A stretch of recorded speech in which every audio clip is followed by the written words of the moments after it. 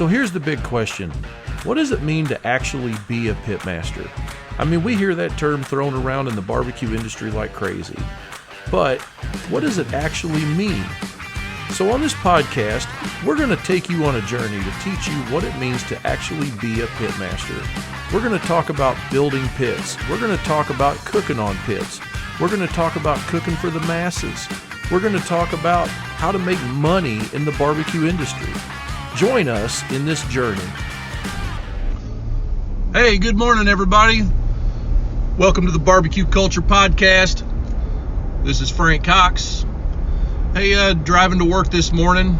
I've found that a very productive place to do these podcasts is while I'm driving. I hope that doesn't drive you guys crazy, but it's you know, I love going to work every day. I love my jobs. I got many jobs, and you know, it's a place of free thought when I'm on the way to work. I usually listen to something that's educational, like a podcast or something. Myself, I love podcasts, and I love to drink from the fire hose, so to speak, with you know, all the cool information that's available this way. And you know, when I'm driving to work, it seems like I've got a good empty, clear space that I can just really think about things that are going on,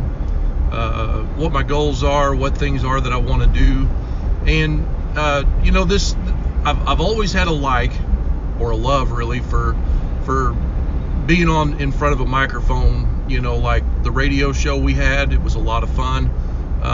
You know, ESPN 107.3, and that was a local station here, and it was a lot of fun to get in front of that microphone. Our old radio show was 2 hours long, you know, and we could talk about barbecue in 15-minute segments for 2 hours. That's unbelievable. And you know, time just flies. So I wanted to jump on here. This is our second episode, and I don't even know if the first one's out on iTunes yet. I uploaded it midnight last night, and you know, it's hard to fit everything in, but anyway, but this is our second episode, and what we're hoping to do is bring you on this journey we talked about, right? You heard it whenever this podcast started. What that journey looks like is we realize that you may never even have lit a fire in your life. I mean, everybody's probably lit a fire, but to cook on, you know what I mean?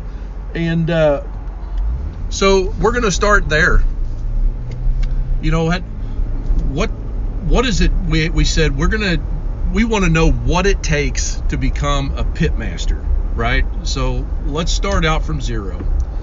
So my first fire I ever lit, this is a true story, my first fire for cooking on, I built my very first smoker back in 96 or so, and it wasn't even really a smoker, it was a grill. And I thought about, why did I build that cooker? I really can't answer that. I was driven, I suppose.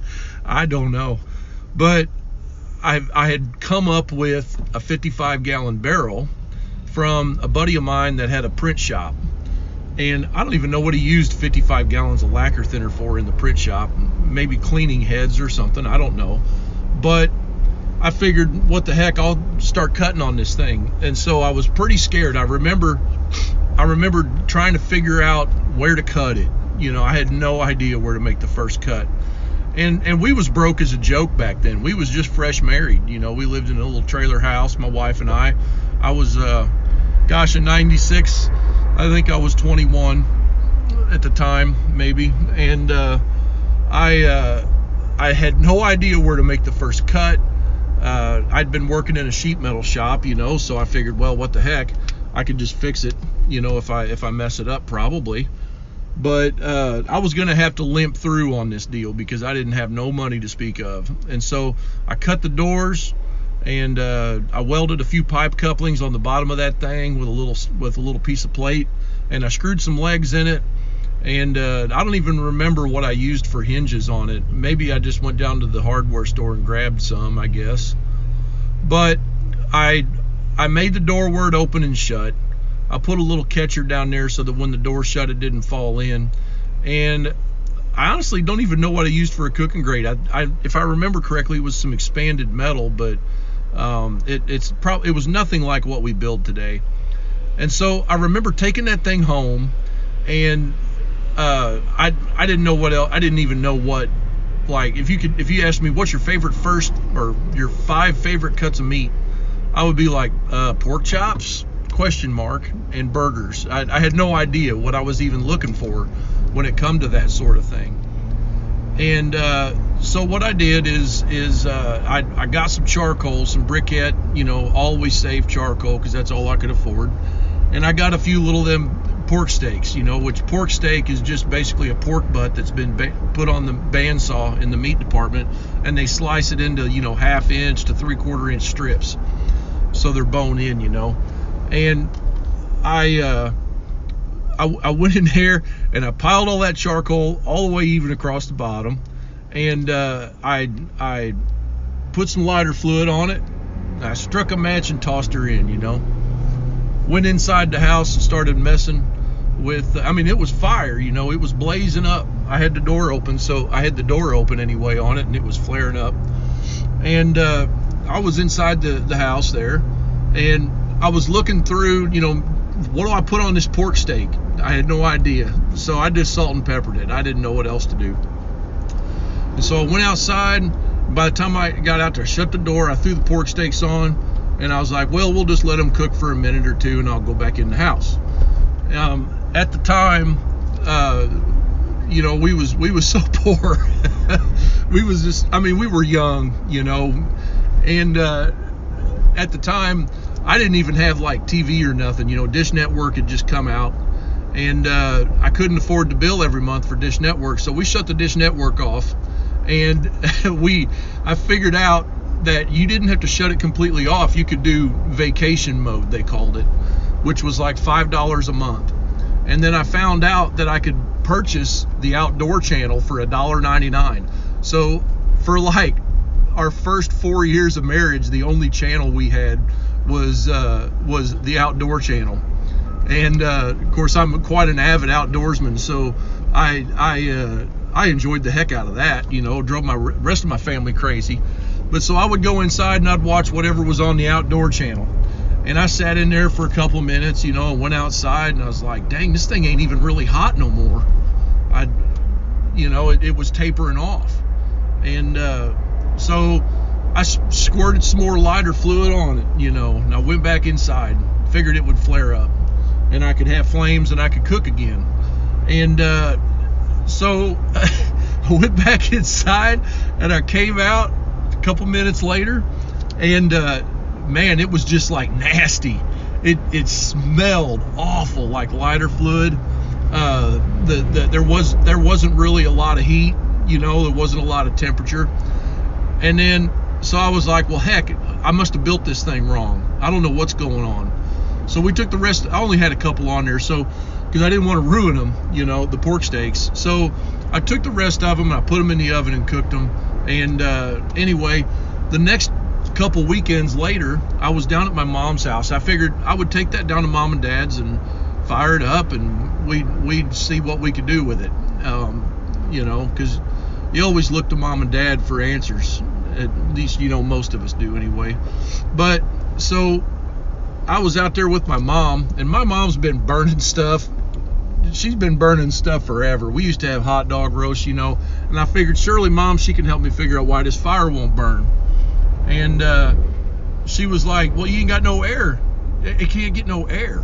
There's the bottom of it's all closed up. I never put any air inlets on it. Well, that's what was happening. The fire, when I shut the door, the fire would choke out. And so that was a big aha moment for me.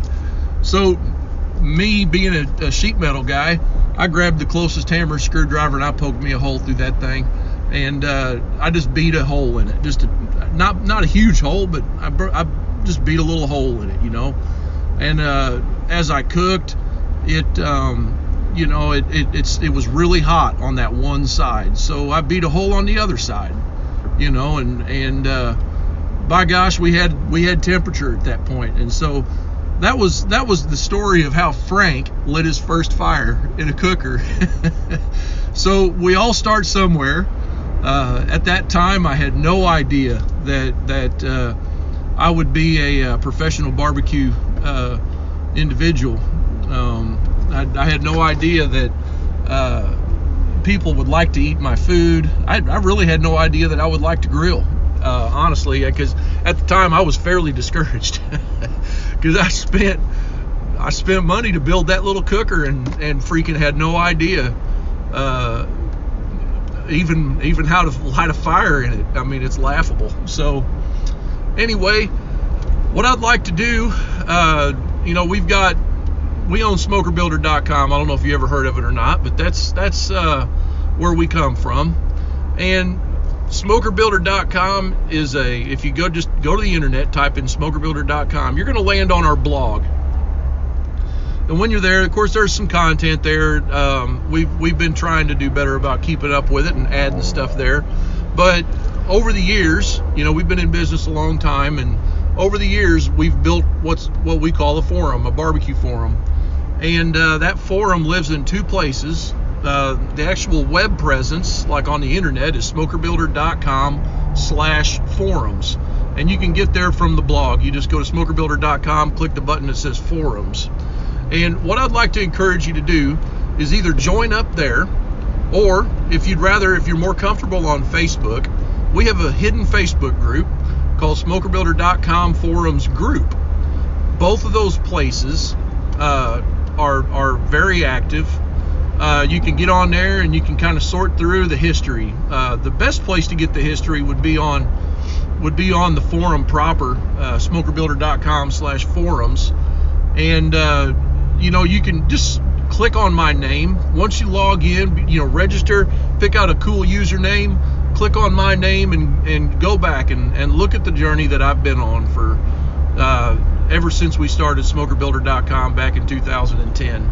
And you know, kind of go through it and look at my first cookers I ever built. You know, as far as I think my very, very first one, there's a thread about it in there. It's a little air tank compressor cooker. You know, I say first, that was my first actual smoker that I built after my grill. That was back in, when was that? That was probably 2002, something like that. I built that maybe 2007. Heck, I don't remember. But anyway, I'd like to encourage you to become a member of our community. It is the barbecue culture. If you look at the name of the podcast, we spelt CULT, part of culture, with big capital letters, and the rest of it is lowercase. And that's because, I mean, we're not in a cult necessarily, but the barbecue culture is just such a very close, tight-knit, just amazing community. And it spreads all over. It spreads all over the world. It spreads all kinds of cooking. Basically, what the barbecue culture is more of a relationship with others and a community. And we would like you to be a part of our community. So join in either on Facebook, smokerbuilder.com forums group, or it could be the actual smokerbuilder.com forum. We'd like to see you there. Have a great day and cook lots of good food. Light your first fire today if you haven't already done it. See ya.